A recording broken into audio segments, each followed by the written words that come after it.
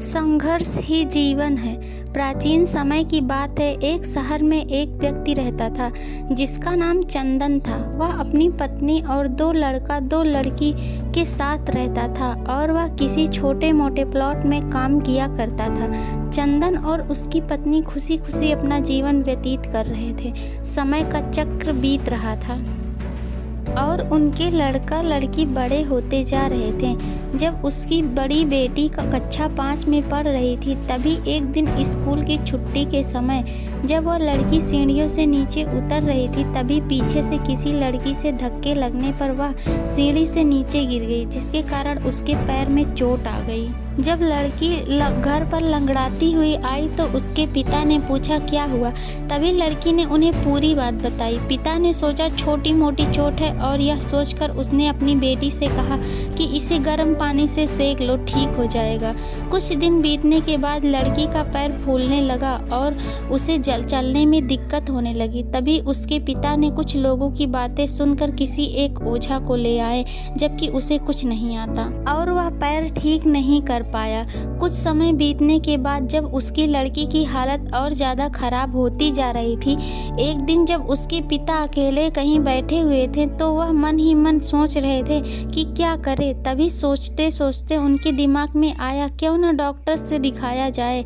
तभी दूसरे दिन वह अपनी लड़की को लेकर कहीं पास के अस्पताल में जाते हैं। डॉक्टर जब लड़की को देखता है तो लड़की के पिता से कहता है कि जल्द ही इसका ऑपरेशन करना होगा, क्योंकि इस लड़की के पैर में एक बहुत बड़ा घाव हो चुका है, जिसके कारण लड़की का पैर भी काटना पड़ सकता है। पिता डॉक्टर से पूछता है कि ऑपरेशन में कितने पैसे लगेंगे।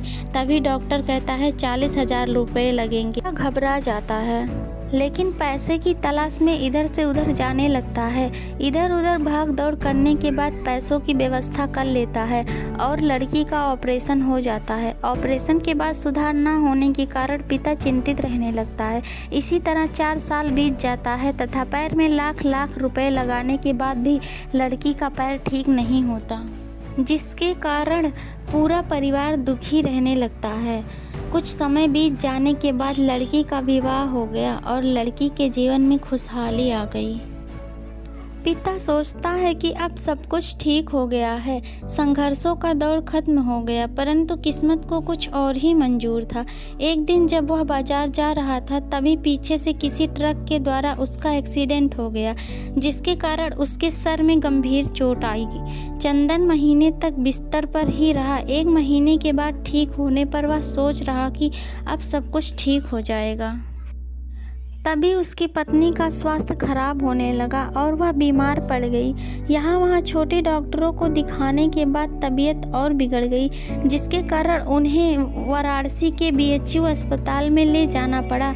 वहाँ जाकर पता चला कि उसकी पत्नी के पेट में गंभीर बीमारी हो गई है, परंतु चंदन को यह विश्वास था कि उसकी पत्नी ठीक हो जाएगी और चंदन इस विश्वास के साथ अपनी पत्नी को हमेशा वाराणसी के अस्पताल में ले जाने लगा।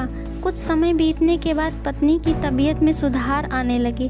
चंदन सोचा कि अब सब कुछ ठीक हो जाएगा। एक बार जब वह अपनी पत्नी को वाराणसी के अस्पताल में ले गया, डॉक्टर ने सभी रिपोर्टों को देखते हुए कहा सब कुछ ठीक है। चंदन बहुत ही खुश हुआ और वह अपनी पत्नी को साथ अपने शहर वापस आ गया।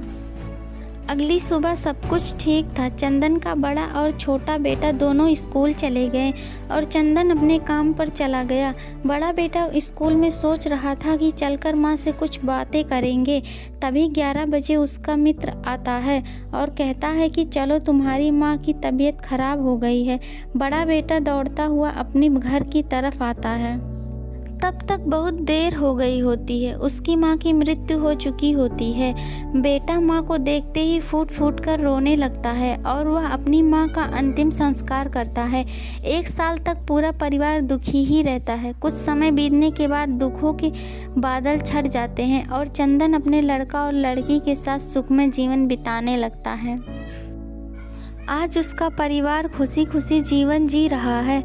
दोस्तों, जीवन में सुख और दुख दिन और रात की तरह होते हैं, जो कभी अस्थायी नहीं रहते। इसलिए दुख के समय कभी हिम्मत नहीं हारना चाहिए तथा सुख के समय कभी अहंकार नहीं करना चाहिए। इसीलिए कहा गया है, जीवन का दूसरा नाम संघर्ष है। Thank you. Please like, share and subscribe.